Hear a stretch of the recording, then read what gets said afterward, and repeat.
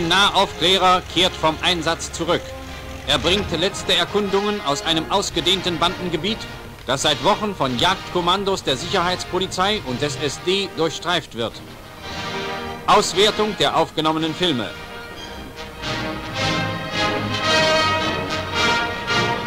Es ist soweit.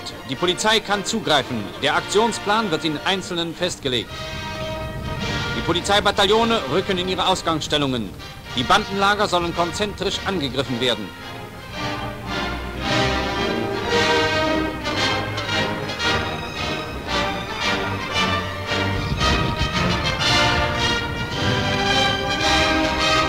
Die in Eis und Schnee erstarrten, endlosen Sumpfwälder können nur mit Schlitten und Raupenfahrzeugen durchquert werden. Ein Bandennest ist umstellt und wird angegriffen. Von diesen harmlos aussehenden Gehöften aus führten bolschewistische Terrortrupps allnächtlich Anschläge auf die Bahnlinien zur Front und unterbrachen durch Brückensprengungen die Rollbahn.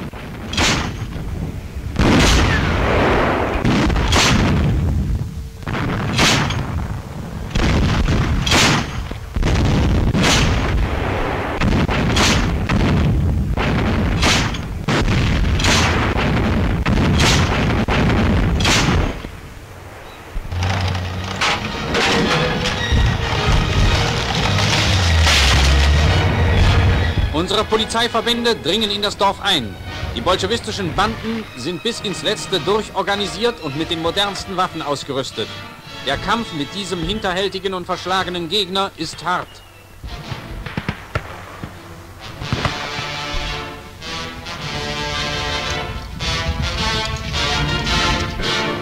Bauern, die von den Partisanen zum Bandenkrieg gepresst wurden, geben den SD-Männern wichtige Aufschlüsse über ausgedehnte Waffen und Vorratslager. Das Lager wird ausgeräuchert. Hier fanden sich große Vorräte an Waffen, Munition und Lebensmitteln.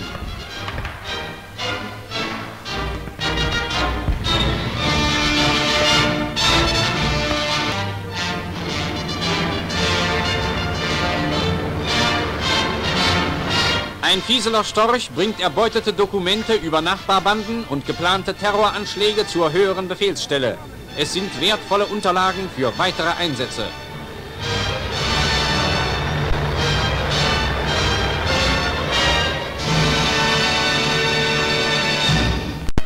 Im Raume südlich des Ladoga-Sees. Schneeräumkommandos halten die Nachschubstraßen frei. Hier herrscht ein reger Verkehr zur Front.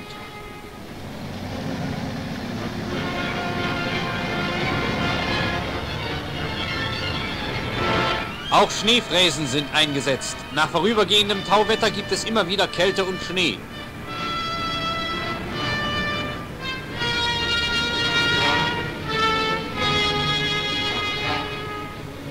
Ein Fernsprechtrupp der Artillerie legt eine Verbindung zu einer vorgeschobenen Beobachtungsstelle.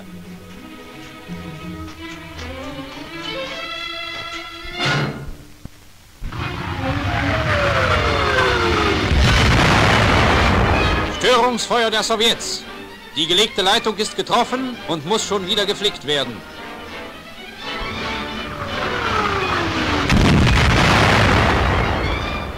Die Verbindung mit der Batterie ist hergestellt.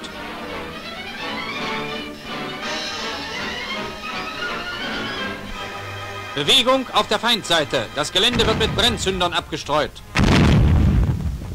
Dort Bolschewisten!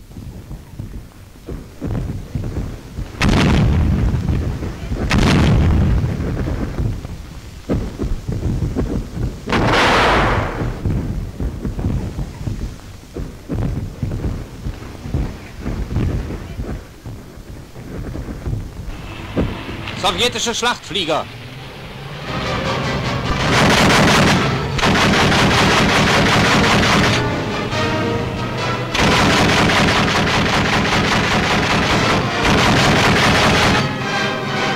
Auch der zweite ist getroffen und trudelt ab.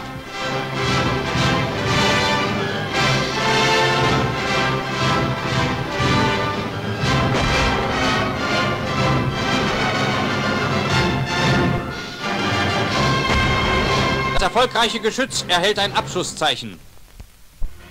Nebel ist aufgekommen. Erhöhte Bereitschaft ist befohlen.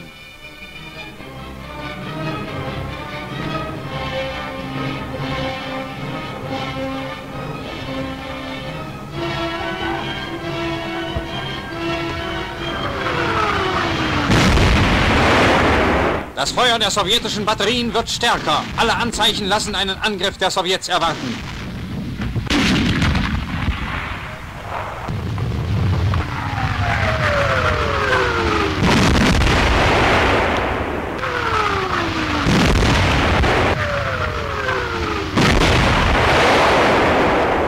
Feindliche Panzer, die Sowjets kommen. An die Geschütze.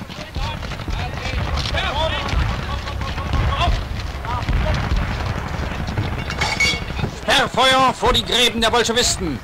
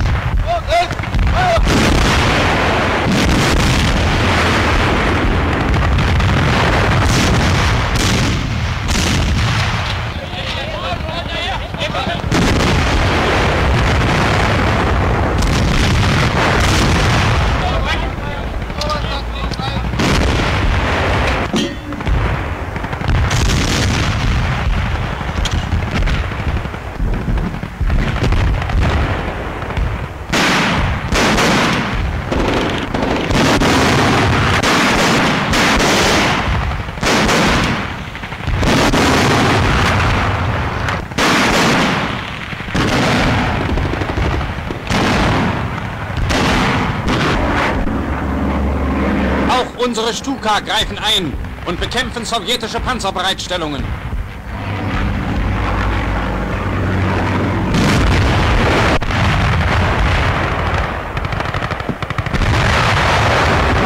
Eine Grenadierkompanie tritt zum Gegenstoß an.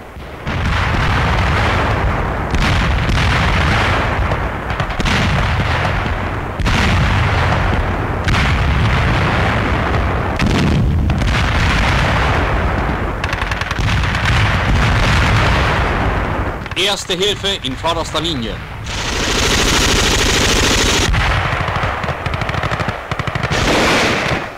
Diese Männer stehen seit Monaten in schwerstem Abwehrkampf. An ihrem heldenmütigen Einsatz zerbrach immer wieder der Ansturm des Feindes, der ganze Divisionen gegen einzelne Regimentsabschnitte einsetzte. Und hier ein Blick ins Niemandsland. Soweit das Auge reicht, zerschossene Sowjetpanzer. Allein in den ersten 10 Tagen des März wurden an der Ostfront 773 Sowjetpanzer erbeutet oder vernichtet.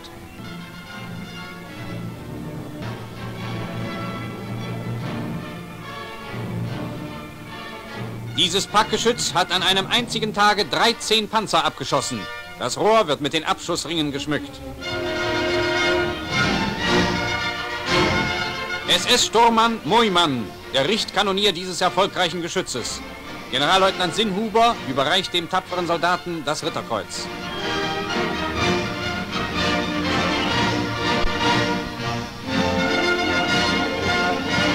SS-Sturmmann Moimann ist 19 Jahre alt und gehört der Freiwilligen Legion Niederlande an.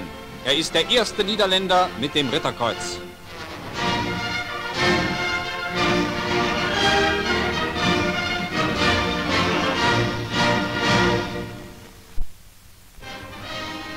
Die Winterschlacht zwischen Dnepr und Donez.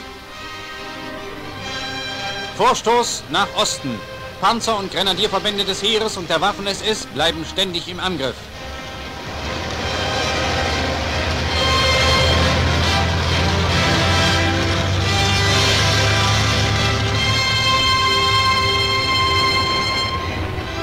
Die feindlichen Divisionen sind in einzelne Gruppen aufgespalten und werden nun erbarmungslos zerschlagen.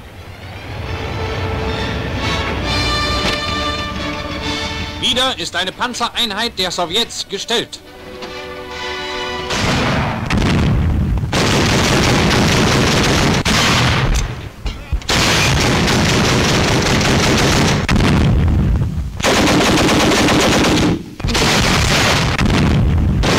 Dritter Kreuzträger SS-Sturmbannführer Wünsche.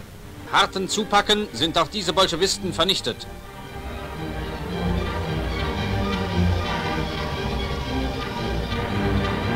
Die Hitze der Flammen treibt die Mühlenflügel bis zum Ende.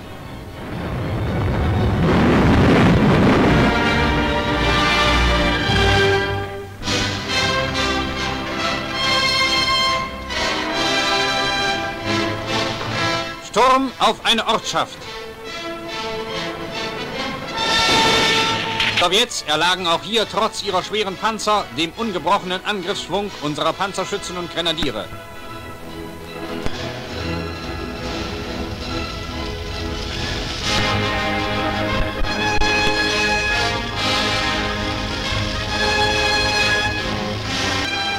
Sepp Dietrich, der Kommandeur der Leibstandarte SS Adolf Hitler, überreicht den Männern, die sich besonders tapfer schlugen, das Eiserne Kreuz.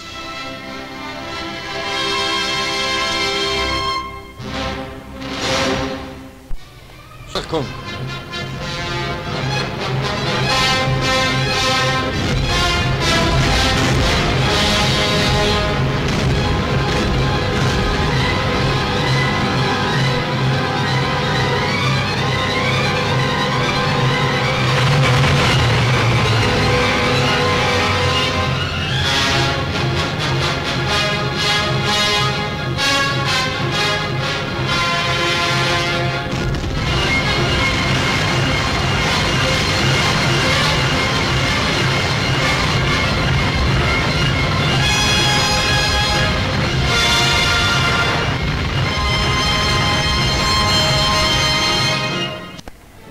Überall entstehen neue Waffenschmieden. Die riesigen Werk- und Montagehallen werden nach den modernsten Baumethoden errichtet.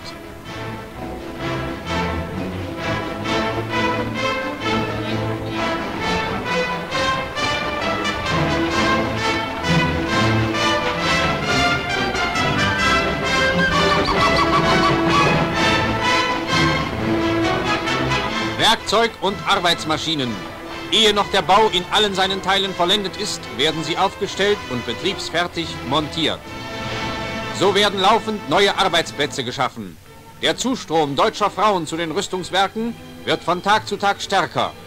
Wie Reichsminister Dr. Goebbels sagte, ist das Hauptproblem, um das es jetzt geht, die Freimachung von Arbeitern und Arbeiterinnen für die Rüstungswirtschaft.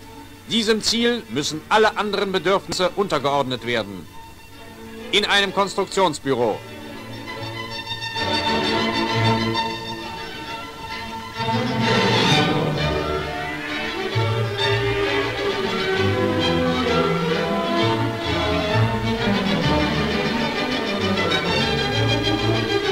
Für die Herstellung von feinem Nachrichtengerät sind Frauenhände besonders geeignet.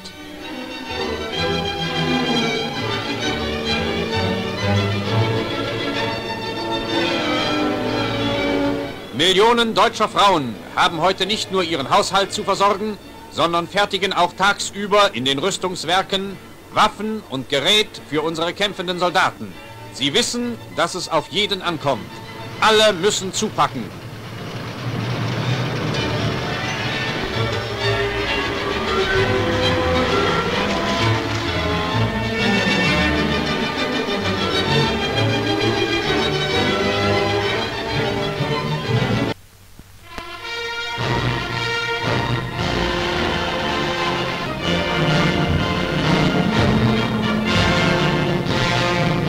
Panzergräben, Hemmkurven,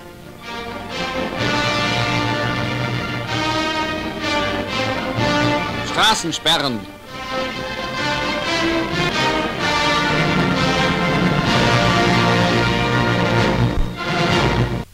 Sicherungs...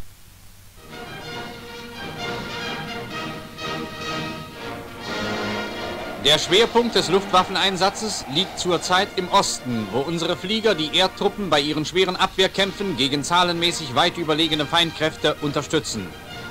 Bei den Feldwerftabteilungen werden die fast Tag und Nacht eingesetzten Jagd- und Kampfflugzeuge überholt und repariert. Ein fahrbarer Montagekran.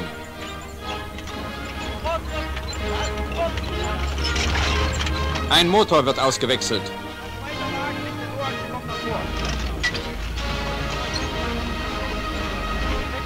Der Kran hebt den fast 25 Zentner schweren Block mit Leichtigkeit aus der Maschine.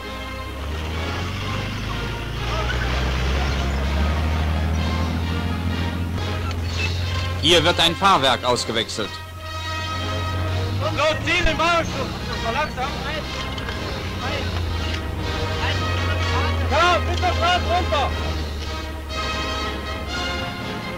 Ein neuer Motor wird eingebaut. Die Soldaten der Feldwerftabteilungen sind die selten genannten treuen Helfer unserer Luftwaffe.